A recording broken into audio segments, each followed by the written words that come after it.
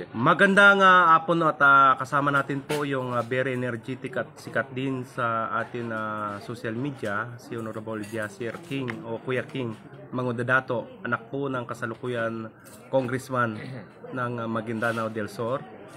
At makakuha tayo dito kasi nasaksiyan natin yung hanggang umaga at nakita natin yung 8,000 household at kung saan po may mga affected na 3,867 if I not mistaken. At Vice, sa inyo po, pwede ba makakuha kami ng reaksyon at live kayo sa akin ng Pilan, si News, Filipino Patrol ng Mindanao at siyempre Tatak Balita at Banat News, Vice. Unang-una sa lahat, ako po ay bumabati ng magandang araw sa inyong lahat. Assalamualaikum warahmatullahi wabarakatuh.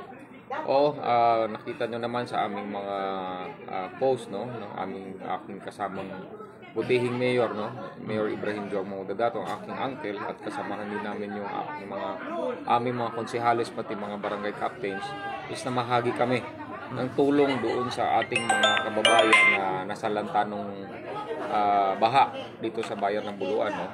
Nakikita naman natin hindi lang naman Buluan yung binabaha, halos buong Pilipinas binabaha, no.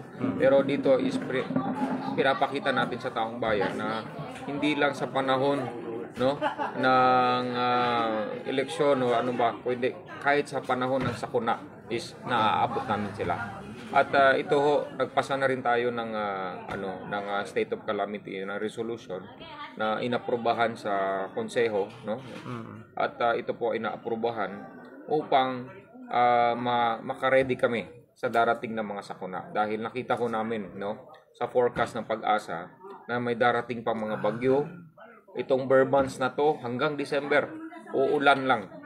So as early as now is magre-ready kami para sa mga sakunang yan. So at least sa aga ng aming pag-prepare, hindi kami magkukulang sa lahat ng tulong na ibibigay namin sa aming mga kababayan. Lalong-lalo na doon sa 3,800 plus na households na bibigyan namin ng priority, no. At na tumulong na rin sa atin yung DSWD Region 12, MSSD tumulong na rin sa atin, parating na yung kanilang mga tulong. At yung unang-unang dumating dito na tulong sa atin is na nagbigay ng 1,500 relief goods yung ating provincial government, no, ng Maguindanao del Sur. Nagpapasalamat din kami kay Governor Dato Kagya Alini Timbang na tumulong sa amin, at kay Vice Governor Dato Sheikh Hisham Nando. Oo. Kaugnay po dito at nakita po namin na noon pa man ay talagang binabaha po ito at dito nga dumadaan itong lake ng Buluan at medyo mababa po ang porsyon. At gaano kayo kaanda doon po sa sinabi nyo na darating at nakita nga sa Weather Pag-asa na may darating pa na mas malakas na baha. Kasi nakita rin namin ang inyong Indiarari mo, si Sir Aladin, na talagang patuloy po ang kanyang pag-iikot, lalong-lalo na doon sa mga binaba database. Actually, nakipag-ugnayan na rin kami sa PDRMO, no, kung paano natin ito masusolusyonan, no. At nakikipag-ugnayan din tayo sa opisina ng aking ama, si Congressman Ismael Toto Mangudadato, para tingnan namin kung ano pa yung dapat naming maging mga preemptive na mga gagawin dito sa municipality ng Buluan, dahil hindi po usual itong baha na to. Unusual ho ito. Hindi po dumaan sa amin yung ganito kalalim na baha. First time ito nangyari sa amin na ganito kalalim ang baha dito sa municipality ng Buluan. So sa ngayon, ang aming gagawin is kung paano namin tutulungan yung mga pamilyang hindi pa kayang magtrabaho, hindi pa kayang pumunta sa kanilang mga sakahan dahil tinamaan ng baha. So ito muna yung aming priority sa ngayon. So sa palagay nyo na database, may solusyon po itong pagbaha dito sa ating bayan ng Buluan, lalo na po dito sa Gramity ng Mindanao? Yes, merong solusyon yan. Ang solusyon talaga niyan, ang totoong solusyon lang yan is flood control, revetments, no? Sana yung national government, hindi lang lahat sa sa Luzon or Visayas ilagay yung mga ganyang mga projects, kundi dito ilagay sa Mindanao. Dahil dito nakikita natin parang napag-iiwanan tayo ng mga proyekto, no? Dito sa ating ano. So magkakandak kami ngayon ng itong sa aming engineering, magkakandak kami ng mga planning kung paano i-prevent yung mga baha. So nag-uusap din kami ng ating mayor, no, si Mayor Ibrahim Jong Dato, na baka magpaplano kami dito. Kakausapin namin sila assessor, pati maghahanap kami ng urban planner para maayos namin yung lahat ng aming drainage system, no? Maayos namin yung mga daluyan ng tubig dito sa poblasyon, lalo na doon sa mga rural areas ng Buluan. Dahil sa pagkakaalam natin, nandito yung Lake Buluan, no? Pag tumataas yung level ng dagat doon sa may Cotabato area, tataas din dito sa amin. So hindi normal ho yan na tumataas yung kasi dahil din ho sa climate change yan. Sa tingin ko isa din itong factor yung climate change, no? So hindi natin mapipigilan yan. So ang magagawa natin dito is kung paano natin ma-prevent yung pagpasok ng tubig sa mga barangays namin. Maliban po sa isang sakong bigas na pinamimigay ninyo Dato Vice sa 7 barangays, no? So ano-ano pa po ang pwede natin maibigay na maliban po na sa isang sakong bigas na sa tulong natin sa lahat po ng binaha sa barangay, sa bayan po ng Buluan? Napakaswerte nga namin dahil dahil malapit sa atin si Congressman Ismael Toto Dato. Hindi lang po sa Buluan, sa lahat naman po ng 24 municipalities. Karamihan mo na nang hihingi ng medical assistance doon nung namin binibigay yung kanilang mga hinihinging tulong sa opisina ni Congressman Ismael Toto Dato. So maliban doon sa mga bigas na mabibigay natin is meron pong medical assistance na binibigay doon sa ating mga kababayan dito sa Buluan. Alam ko po na ang sinasabi niyo po itong Rio Grande kung saan po ay Ala River. Kahit po hindi bumabaha ay diyan din po pumupunta doon sa Rio Grande itong tubig nito. May mga akbang ba kayo, Dato Vice, na magkakaroon ng katulad ngayon na nakabalik na ang ating masipag na congressman at second district? May mga plano na ba o akbang dito sa susunod na, kasi bago pa lang kayo, second quarter o third quarter, na para sa ikakabuti ng ating mga kababayan dito? Actually, nakikipag-usap kami sa provincial government unit na sana yung kanilang dredging machine, kasi meron ng dredging machine ang ating provincial government unit, no? Nung panahon ng aking tatay, nung siya ay governor pa, nabili ho yung 2 unit ng dredging machine, no? Sana ay makakatulong sa mga municipality na mga low-lying areas, no? Nitong sinasabi mo kuya na Rio Grande, dapat yan ma-dredge yan, no? Kung saan yung nararapat i-dredge na mga area.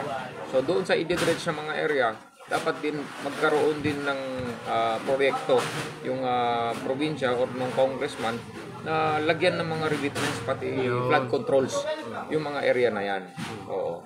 So kahit nasa kalagitnaan tayo ng tag-ulan ng baha, Dato Vice, nakita ho namin na mayroon mo kayong binibigay na 7 ambulance sa inyong nasasakupan. Bakit ho naisipan ninyo, Dato Vice, na magbigay ng ganitong panahon sa nandito tayo sa kalagitnaan ng pagbaha? Yan po ay matagal na pong plano namin ni Tito ko, ni Mayor Ibrahim Jong Dato. Hindi pa ho kami nakaupo. Pinag-iisipan na namin, sabi namin sa napag-usapan namin dalawa, sabi namin, what if, sabi ni Mayor Jong, bigyan natin lahat ng mga barangay para hindi na manghihiram always, no, sa LGU unit ng mga sasakyan, para yung mga barangay captains na yung sila na magpo-provide ng mga tao para doon sa mga at saka minsan kasi kahit hating gabi kailangan nila ng ambulance.